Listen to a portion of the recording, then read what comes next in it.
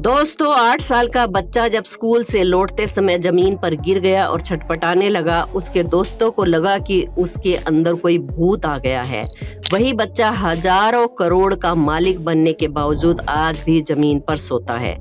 जी हाँ, आपने बिल्कुल सही समझा। हम बात कर रहे हैं बाबा रामदेव की। गाड़ी के नाम पर स्कॉर्पियो से चलने वाले, मोबाइल फोन के नाम पर एक छोटा सा कीपैड फोन रखने वाले बाबा रामदेव की कहानी जितनी आसान लगती है उतनी है नहीं।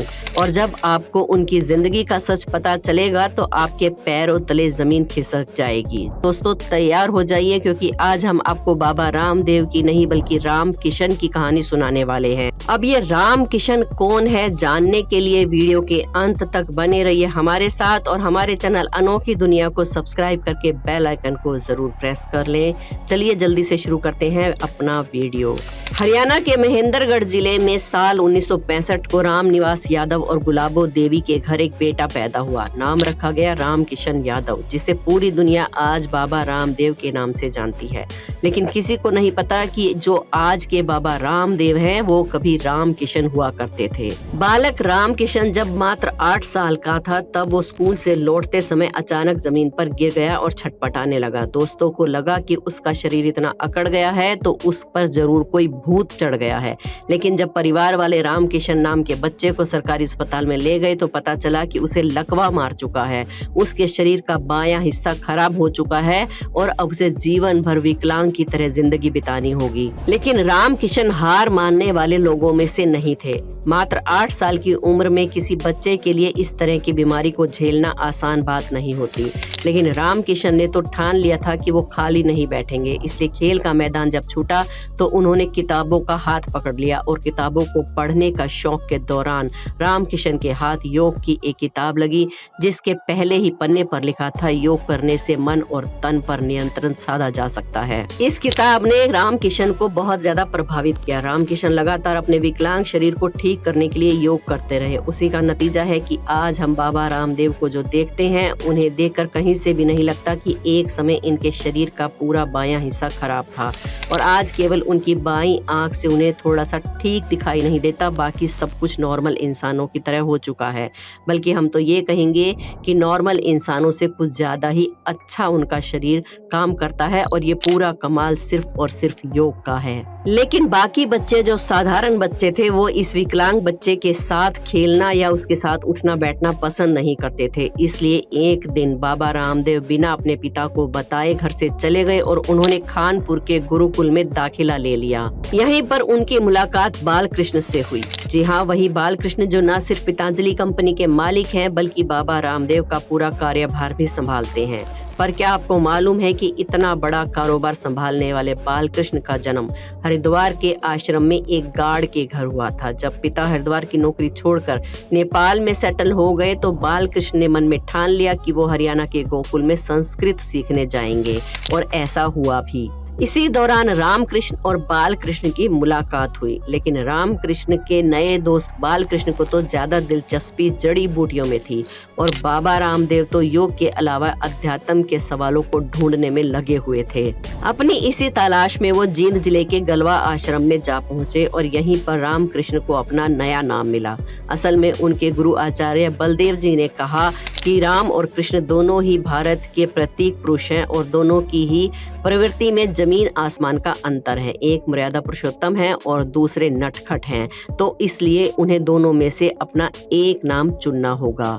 बाल राम किशन भगवान राम के मर्यादा पुरुषोत्तम रूप से ज्यादा प्रभावित था, इसलिए उसने अपने नाम को राम चुना और आचार्य ने उसके सामने देव जोड़ दिया। इसके बाद राम निवास यादव का बेटा राम किशन बन गया रामदेव और लोगों ने प्यार से उसके सामने लगा दिया बाबा, तो वो बन गए बाबा रामदेव। इसके बाद रामदेव हिमालय के गंगोत्री के पास सत्य और अध्यात्म की तलाश में पहुंच गए। 1993 में रामदेव हिमालय से नीचे उतरे और हरिद्वार में अटक गए। यहाँ उन्होंने लोगों को योग सिखाना शुरू किया। पहले तो वो स्थानीय लोगों को ही योग सिखाया करते थे, लेकिन फिर एक बड़े हीरा कारोबारी की नजर उन पर पड़ी। उसने एक बहुत ही बड़े स्तर पर बाबा रामदेव का शिविर आयोजित किया, जिसमें पहली बार 2000 से भी ज्यादा लोग बाबा रामदेव से योग सीखने आए थे। लोगों ने बाबा रामदेव से योग सीखा और उसके चमत्कारों से इतने प्रभावित हुए जिन चमत्कारों को आज पूरी दुनिया अनुलोम विलोम और कपाल भारती के नाम से जानती है, इसी चमत्कार के दम पर बाबा रामदेव ने बहुत से लोगों को कई बीमारियों से ठीक कर दिया। अब बाबा रामदेव एक बड़ा नाम बन चुके थे और एक टेलीविजन ब्रांड बन चुके थे। देखते ही देखते पतंजलि आयुर्वेद नाम से एक कंपनी खड़ी हो गई, जिसने हिंदुस्तान लीवर, नेस्ले, डाबर जैसी कई स्थापित खिलाड़ियों की छुट्टी कर दी। एक ऐसी कंपनी जो आज 30,000 करोड़ का टर्नओवर लिए हुए है। इकलौती एक ऐसी कंपनी जो हर साल 100% से भी ज्यादा ग्रोथ रेट हासिल करती है। तभी तो आज से महज 4 साल पहले इस कंपनी का टर्नओवर मात्र 10,000 करोड़ था, लेकिन आज 4 सालों में टर्नओवर 3 गुना से ज्यादा बढ़ गया है। और अभी तो इस कंपनी की ये शुरुआत भर है, आगे तो बहुत सारी ऊंचाइयों को छूना बाकी है। जहां बाबा रामदेव योग सिखा रहे थे और जड़ी बूटियां बना रहे थे, वहीं उनके बचपन के साथी बालकिशन, जिसे जड़ी बूटियों में बचपन से ही दिलचस्पी थी, दोनों ने मिलकर व्यवसाय को इतना बड़ा बना दिया कि वो आज एक साम्राज्य के रूप में स्थापित हो गया है। लेकिन ये सब करना इतना आसान भी नहीं था, क्योंकि लोगों के पास इन दोनों को लेकर बहुत सारी कहानियां भी हैं और इल्जाम भी हैं। लेकिन ये दोनों अपनी लगन के साथ काम में लगे रहे, लोगों की सेवा करते रहे, उन्हें योग और जड़ी बूटियों से ठीक करते रहे, जिससे लोगों का इन पर विश्वास बढ़ता गया और आज ये एक मुकाम पर पहुंच चुके हैं। धीरे धीरे इनके शिविरों में अधिकारी, नेता, मंत्री भी आने लगे। और सबसे कमाल तो हुआ 2001 में, जब धीरे धीरे टेलीविजन का विस्तार हुआ और बाबा रामदेव के स्लोट पूरी दुनिया में दिखाए जाने लगे टीवी के माध्यम से।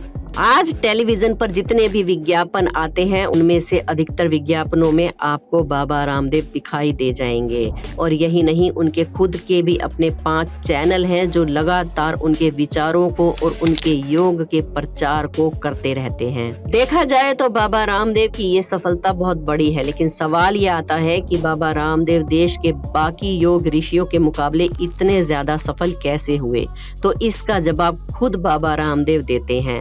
वो कहते हैं कि लोग उनसे योग सीखने बैठते हैं तो न सिर्फ योग के जरिए, बल्कि तन और मन को शांत करने वाले तरीके भी वो बताते हैं, बल्कि अपने हंसी मजाक वाले स्वभाव से लोगों को अपनी ओर आकर्षित करने में भी वो कोई कसर नहीं छोड़ते।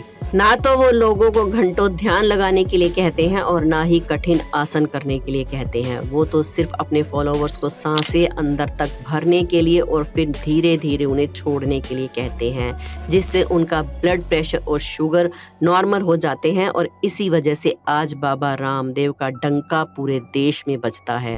वहीं कुछ लोगों का कहना है कि बाबा रामदेव ने इतनी बड़ी कंपनी खोलने के लिए धोखेबाजी की है, लेकिन लोगों ने बीमार लोगों को अपनी आंखों के सामने थोड़ा सा योग करके ठीक होते देखा है, तो इसलिए उन्हें बाबा रामदेव पर इतना विश्वास है कि वो आंखें बंद करके उनकी कंपनी की दवाइयां और जड़ी बूटियां खरीद लेते हैं। और इसी का नतीजा है कि आज बाबा रामदेव की पतंजलि ब्रांड केवल उनके नाम से ही हजारों करोड़ों रुपए का मुनाफा कमा रही है। तो ये थी दोस्तों बाल कृष्ण से बाबा रामदेव बनने की पूरी कहानी।